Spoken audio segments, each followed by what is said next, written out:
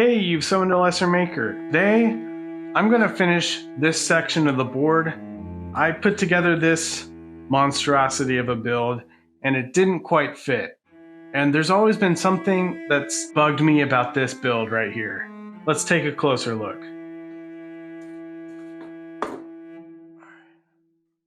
From the outside, this building looks really great, and I'm happy with it in almost every single way. However, if you look closer, I didn't do any interior, and mostly as a time-saving thing because I built this whole thing in a week. I don't know, I think it's okay to take shortcuts, especially when you have a deadline, but now that I have time, and since I'm over here trying to make this building fit, we're gonna fix this together.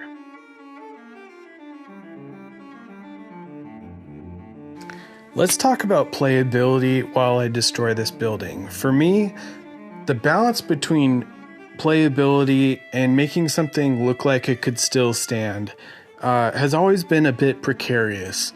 For this building in particular, I went way too safe and really wanted to make it look like it could still stand and be destroyed.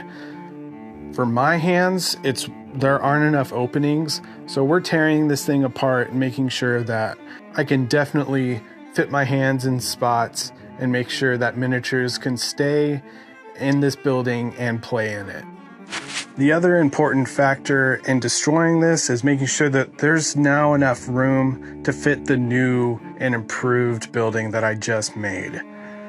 After that, we're going to lay all the wood flooring, and I'm just going to be using popsicle sticks for that. I have a scroll saw in the garage, and instead of snipping off each rounded edge with clippers, I decided to just saw them right off with the scroll saw, and I did that like an entire stack at once, and that saved a lot of time and allowed me just to lay them in and not have to trim each one individually. So if that's an option for you, I recommend it.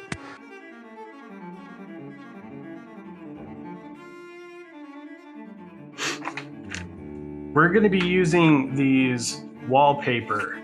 This is a PDF that will be free on my Patreon. And since I'm talking about it, everything is free on my Patreon. My favorite game is Mordheim because it's free. There's no barrier to entry. And that's why I kind of want to pay it forward and give everything out for free. So if you end up liking it, you can donate through the shop tab, or there's a $2 Patreon subscription, but that's only if you like the stuff. I actually have 3 STL packs that are done and are free for you to download. One's the Victorian greenhouse, one's building accessories, and then I also have all the STLs that I use for this board. Yeah, let's get back to the build.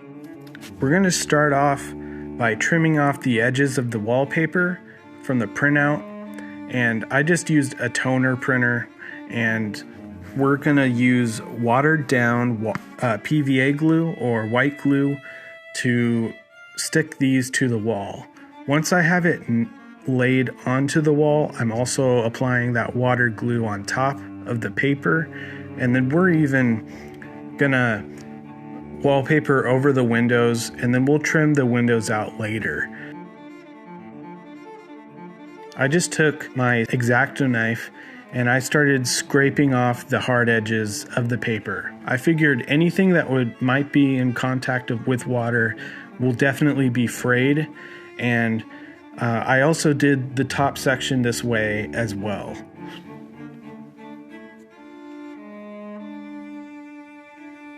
I cut out the windows by wetting the paper, just cutting out the window, and it turned out looking really good. Anything near the window would probably be exposed to moisture, so having a clean edge wouldn't make sense here.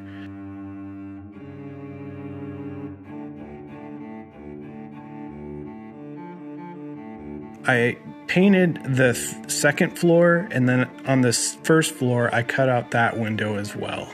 Wetting the paper again, even after it dried, just to soften up the fibers, and if it didn't quite make the perfect cut, I pulled the paper back And then I painted the popsicle sticks with the brown and then a lighter brown near the damaged areas. Now that all the pieces of this puzzle are finished, we're going to jigsaw these together. This building was just too long, so I took off this end piece and I swapped it over to this side of the bridge. And then I mixed up a Mod Podge wood glue and spackle mix, and we're going to hot glue these buildings into place and then blend in all the edges with this texture paste. As you could see at the beginning of this build, this texture paste with the spackle does a really good job these buildings to the board, and the hot glue just acts as the clamp to make sure that this bond is really strong. And here it is all put together. Make sure you guys like, comment, and subscribe. It makes a huge difference for a small channel like mine to reach new people. Thanks so much for watching. If you want the wallpaper download, it'll be free on Patreon. I hope this kind of helps you add a bit more detail to things that maybe you don't have time for. Interiors for me have always been a struggle, and having this in my back pocket is going to be really nice. Speaking of Patreon, I'm going to thank my Patreon members real quick. Thank you to Leroy, Feder, Caracal, Old School FRP, Burning Heart Custom Creations, James, Anders, Hanover, Grim Drunk, Treborius, Andy, Merchin, our newest patrons, Corey and Mike. I really appreciate your guys' support. And we did lose Eric and Moonbad this week, but I do really appreciate your guys' support nonetheless. It means a lot. So thanks so much. All right, I'll stop talking. Have a good one.